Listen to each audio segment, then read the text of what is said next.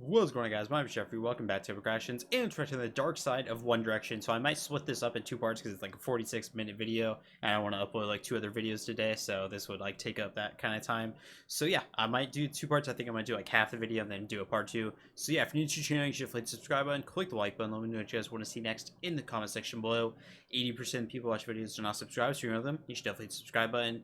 And yeah, a lot of people have requested this one, like a lot of people have requested this one. So yeah, I know I took like the last 2 days off, but you know, we're back. We'll be uploading, you know, all day, every day, once again. So yeah, hope everyone, you know, miss me. Hopefully you guys miss me. But yeah, let's do this. Is anybody ready for this? Oh, for God's sake, Niall! Hey everyone, welcome back to my channel, or if this is your first time watching me, hello, my name is Jasmine. This is my channel, Hey Angel, where I make One Direction videos, updates, reactions, entertainment videos, anything. By the way, once again, if it looks like I'm rolling my eyes, it's because my contacts are dry. I'm not rolling my eyes at the video, okay? I just, you know, my contacts are dry, so it kind of just does that so I can like, you know what? Related to the Wendy that's Boys, the explanation, it's all here. Okay? But I also have a main channel called Jasmine's Aid if you want to go check out my vlogs and other stuff. It's always linked in the description. So the video that I'm going to be filming today is a video that has been highly requested by a lot of you for months and months and months.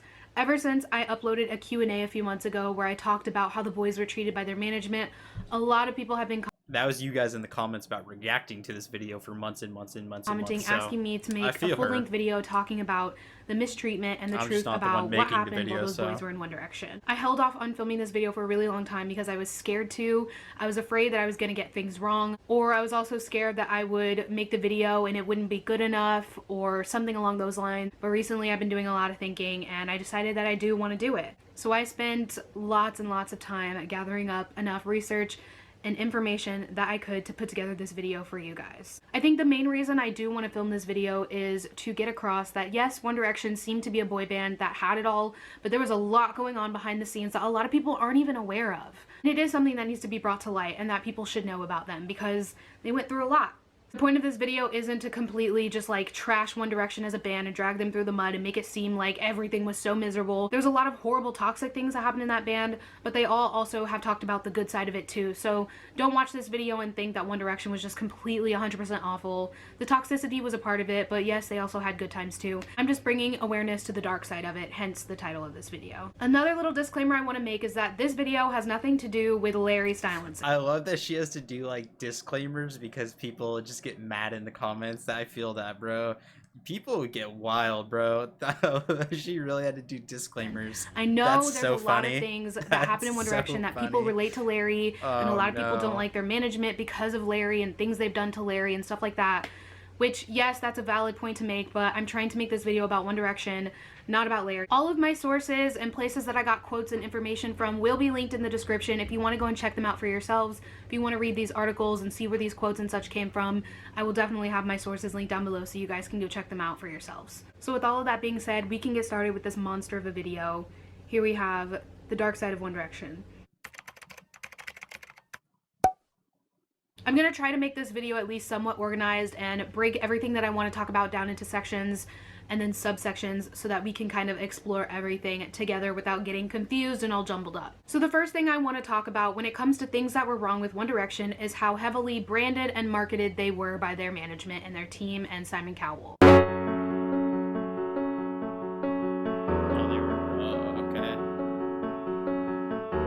One Direction was branded and marketed a very specific way in many different aspects to appeal to a young audience of teenage girls. Basically what I mean is how they looked and how they were perceived was completely decided by their management and their team and everyone. That was the first, I think, mistake. Well, not, it wasn't clearly Owen's mistake because how big they got, but it was the issue within, like, because, like, the boys clearly aren't what they were trying to, like, what their management was trying to perceive them as you can tell by the music they make right now. They were never that, but they, of course, you know,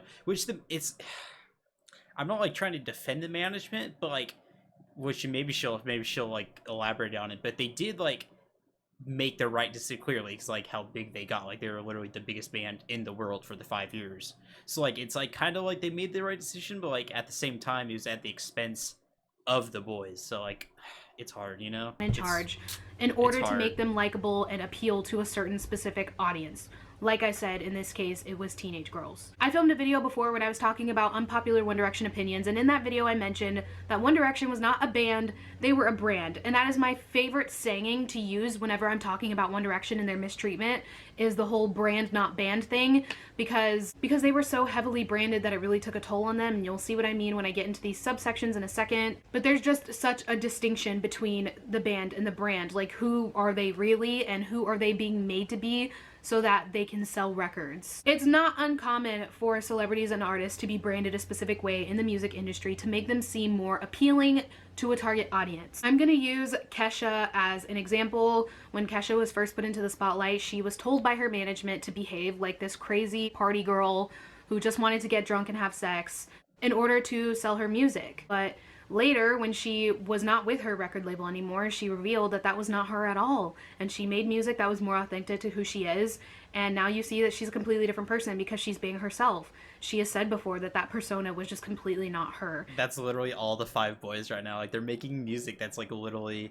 I feel like maybe Niall's like the same guy. Like, Niall, I feel like he's been the same, you know? But I feel like the other 4 mainly really did like blossom into like new people, which Niall, of course, he grew up and he's like a new person still, but I feel like Niall always been like he's just always like the good I love Niall, you know? It was something that was made and created That's for just her. My it wasn't opinion, like she was being herself. It was this brand that she was given, and it's the exact... I clearly don't know as much as you guys, by the way, because I'm new to this still. I'm only like 5 months in, so just from like my standpoint, from just my little time in this fandom, I'll just give my like opinion just like as a new set of eyes, you know? That's not like, I guess, like super biased, I guess. Still, I don't know how to explain that. Same way for the boys of One Direction. First and foremost, I think the lightest part about being branded is the fact that they were being told how to dress constantly. I think this is most prominent in the Up All Night era, obviously, because Harry was famous for wearing like blazers, and then Liam would wear like the plaid,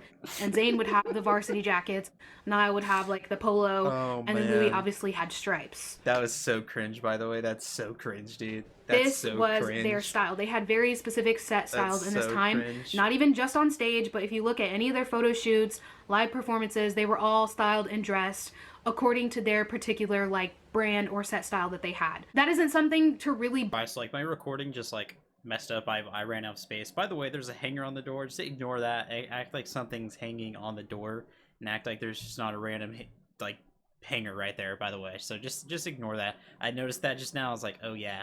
Because I mean, they were really young at the time and they were new to the spotlight. So of course they had to have some kind of guidance, some kind of style. They couldn't just go out there wearing whatever they want and look ununiform, really. So I guess it does make sense that they were dressing a certain way, but I just decided to mention it because it goes along with what I'm going to be talking about how they were separated and branded a certain way as individual people. There's an article that I'm going to have linked down below where Liam talks all about how they were made to dress a specific way and how he couldn't even wear stripes. Like, he was not allowed to wear stripes because it was Louis' thing.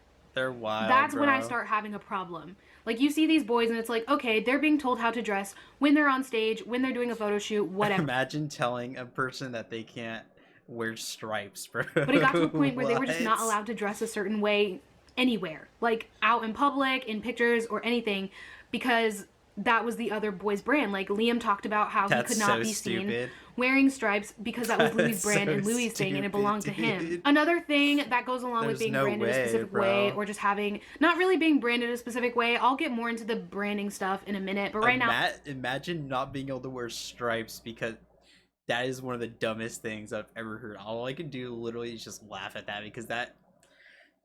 I'm just talking about appearance restrictions. So they were told throughout their whole career how they had to have their hair. They could not like pick. Harry opened up in an interview quite recently, like a few months ago, he opened up in an interview about how he was made to wear those like tight curls that he used to have in his hair back in like 2010, 2011, 2012-ish. He had his hair curly like that because his team made him have his hair curly like that. Even though he didn't like it. He said in this interview that he didn't even like having his hair super curly like that. Bro, that's messed up, dude. That's messed up. Like, that's like the clothing thing, like, it sucks, but like, that's like actually like, that's like messed up. Like, that tons sucks, and tons dude. of digging on this interview and I could not find it. So I deeply apologize for that. I really, really tried to find it, but I promise you it happened. I sat there and listened to the interview myself. If you know what I'm talking about and you find a link, please comment down below with the link and let me know, because I dug everywhere and I could not find this interview where Harry was talking about his hair. But he did do an interview recently where he talked about not being able to have his hair uncurly. Zayn also opened up about appearance restrictions when they were in One Direction. He talked about how he wasn't allowed to pick his own hair color. The Zayn we know now has had many different hair colors, but back in One Direction he didn't, because they wouldn't let him. He wanted to dye his hair and he couldn't because they wouldn't let him.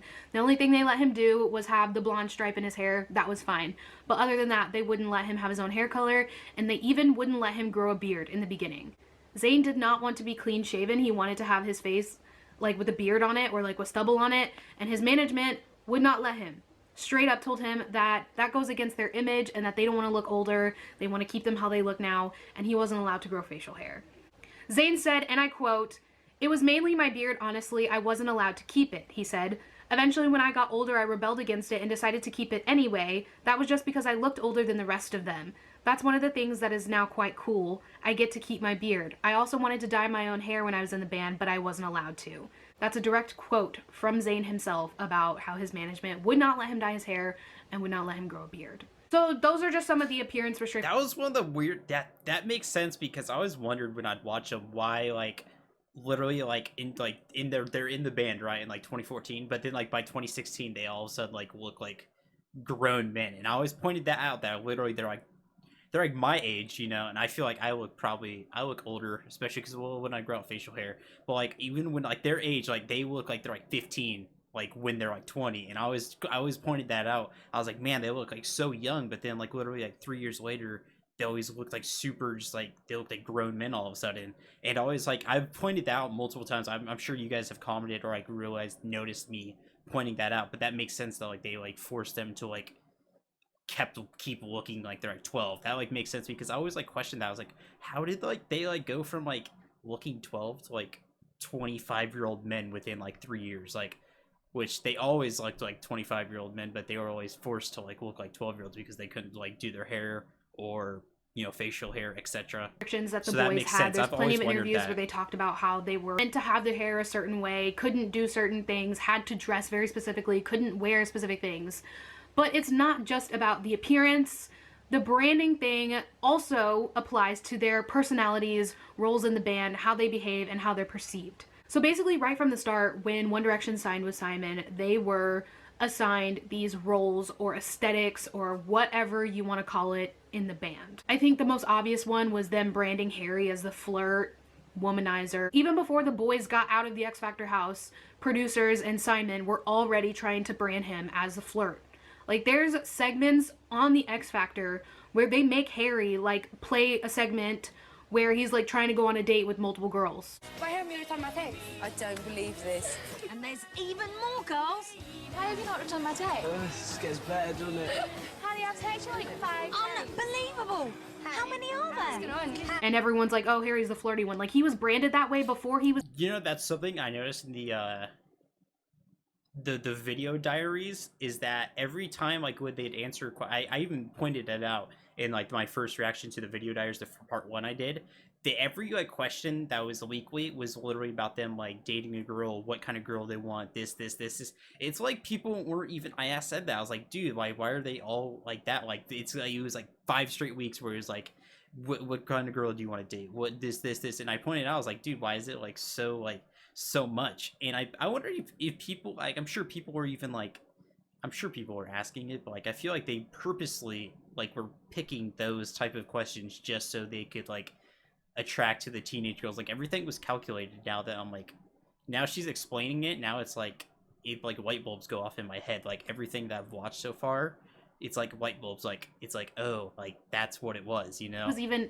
out of the X Factor house, which blows my mind, and we'll get into more of that later, like Harry and his womanizer image. That's a whole other thing that we need to talk about. But all the other boys had their roles too. They branded Zayn as this like super dark and mysterious, cool kind of guy.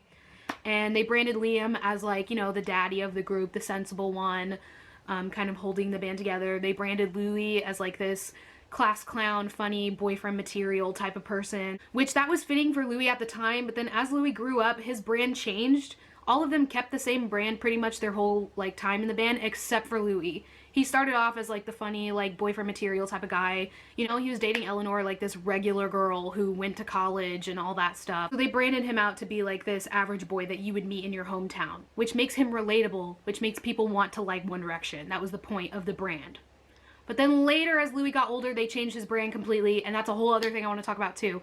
But you get the point. All of them were branded a specific way with their outfits and their personalities and how they were seen to fans and to the public. Now, this may seem kind of harmless, but it ended up actually really interfering with their personal image and their lives, and ended up staying with them and being carried with them throughout the rest of their time in One Direction. And I'm going to give you some examples. This is what Zayn had to say about his brand in One Direction, like how he was branded and marketed. Quote, "I'm actually quite easy, a happy-go-lucky sort of guy," he says. "But there was a lot of situations that were almost created to make me be portrayed as the mysterious or quiet one. I guess that's just something that people buy into, and it helps them sell things. It's a product that's already designed and it sells." How many times have I said that he's like quiet?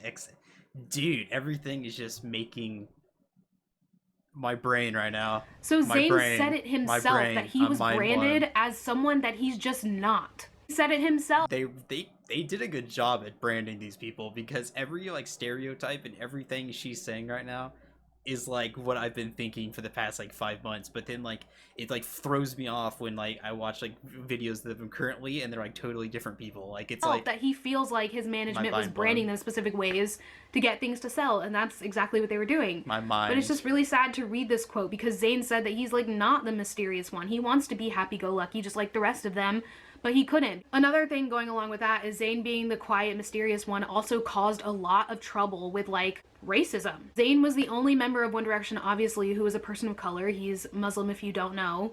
And he opened up in an interview about how he went his entire time in One Direction, like in the spotlight, being the target of Islamophobic people. Like, people were trending stuff and like sending him hate about, you know, being a terrorist and all this and that.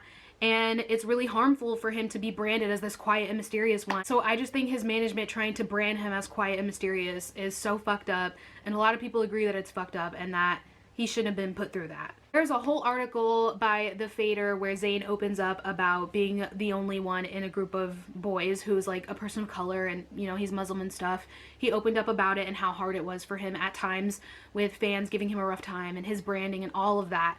So if you want to check out the full interview, like I said, it will be in the description. It's definitely worth a read. I got a lot of information from Zayn from this just one interview, this one story. Had lots and lots of really useful information as to how he was treated when he was in One Direction. Then that brings me to what I was talking about earlier, how Harry's image is also harmful. We talked about how Zayn's image is harmful and how that's not even who he is, but for Harry, it's the same way. He was branded as this flirty womanizer that likes older women since he was 16. Like, he's still a kid. Like, he's 16. Not even 17. Not even 18. Like, 18 would still be pretty bad, but 16? So then by the time he was famous, he didn't have a chance to show the world who he really is. He didn't have a chance to be like, "Hi, I'm Harry Styles, this is who I am and this is what I stand for," because his management decided it for him before he could even go out into the world and prove himself. They already decided for him. Nope, you're a flirty womanizer who wants to sleep with older women and wants to sleep around. It makes me so angry, so sick to think about that, because that ended up following Harry his entire life. Still to this day, people like to think that he is that way. It is something that has always followed him his entire career. He grew up in the spotlight with that label on him. Hundreds and thousands of people not even knowing him personally and just being like, "Oh yeah, the flirt, the womanizer, the one who sleeps around," like without even giving him a chance. Because that's how his management wanted him to be branded for whatever reason, which eventually spread to like media. So then interviewers will sit down with him and think it's perfectly funny and normal to sit down and be like, "Oh, so how many women have you slept with? Are you looking for an older woman?" Or making parody songs about him liking older women and all this. Like, they just think that that's their place to just do that because that's who he is, when it's really truly not. And there's been countless times when Harry has tried to defend himself, and he has said it over and over again, like, women are not objects, treat women with respect, and I'm not like that. And he's always tried to say that. He's such a gentleman, such a kind soul, but people just look right over that. Cara Delevingne dating Extra Factor host Caroline Flack with an ever-growing list of women attached to famously dating models, actresses. Reported fling with 32-year-old. Then he has a thing for a cougar or two. She's just a friend, right? Has a thing for a cougar or two. is what that lady just said. I know what you're doing. You've dated probably more, am I right in saying more high profile? I guess. How's it feel to be a sex symbol loved by every girl? Sex symbol loved by every girl. You're like what? You're the womanizer, right? You're the guy who likes the ladies. No, he'd gone for his special massage. I love that. I love that clip of Zayn going, "He's a nice guy. He's not like that." But it was special massage. Back and shoulders. Clarify. The lady looked really happy. Harry, there was a rumor that you had a crush as well. Is that true? Me? On who? Come on. No. Really? Harry? I mean, I've got a lot of friends, and some of them are girls, and apparently I'm dating all of them. He has to go through a lot of different things for being Mr. Harry Styles. People write about Harry all the time in a negative way. Damn, bro, what's my uncle doing on here? With all his love life and stuff. I think, you know, it'd be nice to get it out there that he's actually a pretty genuine dude.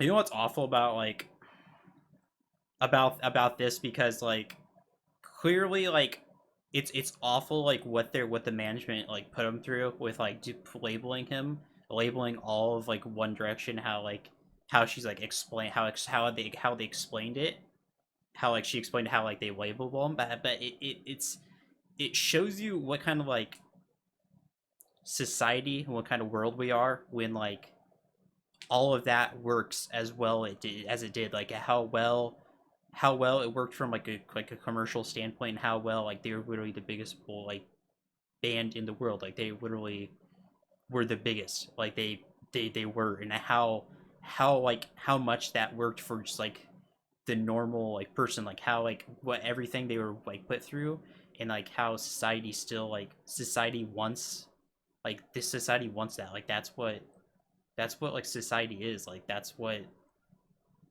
the messed up part, is that like that's what the world is, like it just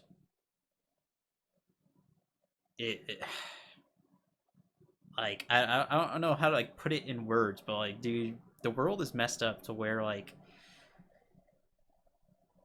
the storylines that they put through people, like everyone just wants like this storyline, they made these boys to be like they're like fictional characters, dude, like they really like they put them through like these storylines of people they aren't, they literally man, but that's what people want them to be seen as, that's what people see them as, is just like characters, as entertainment. They don't care that they're people, they don't see them as people.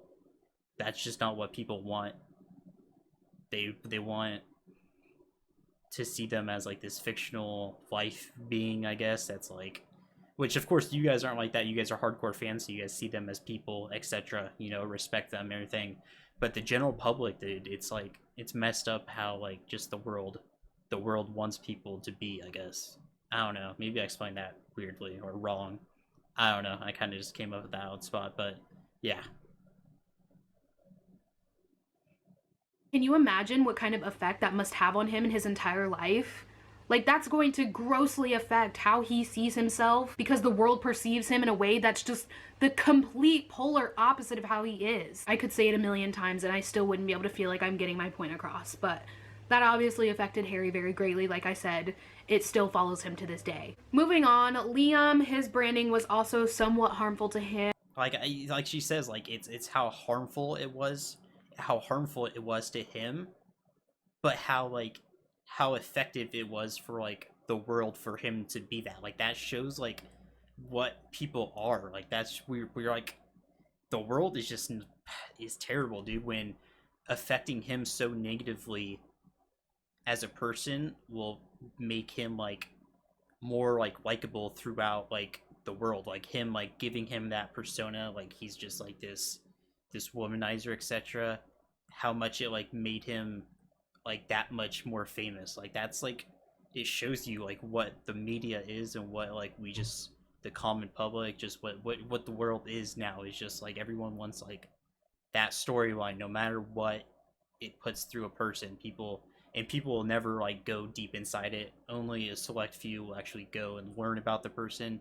So that's just what they'll see him as for the rest of his life, unless you actually, and that's with everything, dude. Every person that's like kind of famous, we all like, they're like have like this storyline made up through like the media or their management, and we never actually understand like what they are. And that's why I think a lot of the YouTubers are gaining from like away from traditional media, as YouTubers can have a connection with like their fans without a management team or the media portraying them as like this different person. Like we have like YouTubers are able to have a connection and be true to themselves without people being manipulated into thinking they're someone they're not, you know? I don't know. I feel like hopefully I explained that right, where like someone doesn't take something I said the wrong way and like hate me, but that just, yeah. Not as badly as Zayn and Harry's, but he did open up about how he didn't even like his branding, his label, because it greatly affected how he saw himself and how he felt like he had to behave even when he wasn't in the spotlight. I'm gonna read you a paragraph from an interview that Liam did talking about his role in the band. Management took advantage of this, he says, telling him his very specific role in the group was to keep the rest in line. I was like, that's great, innit? Because then everyone in the band thinks I'm a dick. He remembers one of the band's first hotel stays. We've got plates being thrown out the window, mattresses being ridden down the stairs, and I'm getting calls from the manager saying, you need to sort it out. It wasn't lost on the fans, where Malik and Styles were heartthrobs. Payne says he was classed as Mr. Boring. When you're at the stadium and you get the least amount of screams, it's like, for fuck's sake. Not only was Liam branded as like this daddy, like care manager type of person, like he was literally forced to be that way. Even when there was no cameras or videos or whatever, not on stage, they were in a hotel, the boys are acting up, and their management calls Liam and tells him to deal with it because he's the dad of the group now. Like, what? Why is that Liam's job? Why are you telling him to deal with it? Why are you making him be the sensible, boring dad type of person? I had no idea that it was like that until I even read this interview. I thought that like these labels that their management was pushing on them were just like on stage or whatever. But no, these were like things that followed them into their daily lives. Management made Liam be the dad of the group. I can't even imagine like becoming famous and then being told you have to be this specific way because how you are isn't good enough. Like you need to be this way to sell records. Like unbelievable. So then that brings me to another little rant about Louis and how he was branded and how that affected him. Like I said, Louis' branding in the beginning of One Direction was pretty innocent. It was kind of fitting for how he behaved anyway. They saw his like class clown personality and decided to roll with that branding and made him into this like funny, like sassy, easy to relate to, I want to be your best friend type of person. But that stopped working for them. Obviously, because Louis is nothing like that now, which I've kind of talked about before. Part of that is definitely growing up. Obviously, Louis is almost 30. He's not going to be running around acting like a child anymore. But another part of that is his management. They changed his branding, I'd say well into like late 2013-ish is when Louis' brand and how he was perceived by the media and the public was changed very drastically. They started making him out to be like this super aggressive type of person, getting in all these fights and being super sarcastic and not getting along with his fans and spinning stories in the media a certain way to make him look like just unbearable. He was more tamed, so to speak. And there's a theory that kind of goes around in our fandom that Simon had Louis like fly out to see him specifically to tell him to stop behaving the way that he was. Because it's no secret that Simon did this. Louis has opened up in the past about like getting put on a plane and flying out without the— Dude, that scared me. You guys hear that in the background of her video? It sounds like someone bangs, bro. I thought someone was banging like on my door, bro. That was opened scary. up in the past about like getting put on a plane and flying out without the other boys to talk to Simon alone. Like Simon requested him to come alone and then he came back. So a lot of people really think that he was flown out to talk to Simon so Simon could yell at him that he was behaving in a way that they didn't like and that he had to change. This branding that they forced onto Louis like later after he grew up a little bit ended up following him into his life now, kind of like I said with Harry. Like people still perceive Harry as like a womanizer flirt.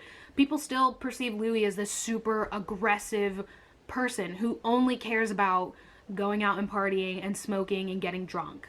literally how people see him. Like, people just choose to ignore every other thing that he says about himself and just see him as this like super aggressive, homophobic, I don't give a fuck about anything type of person. Louis has said in interviews before that he's a romantic at heart, that he wears his heart on his sleeves, that he likes candles. He has fairy lights up all around his house. He likes flowers, literally daffodils. He likes to read books, and people just completely disregard that. And they're like, oh, Louis, vodka, Red Bull, oi, oi, let's go party. Here's a pack of cigarettes. And I know that Louis gets like that sometimes. Like, that's perfectly fine. Like, that's his aesthetic as a person. But that doesn't mean you get to just completely ignore, like, the soft side of him, you know? It's so damaging and harsh to make Louis feel like he has to be super masculine and aggressive like that.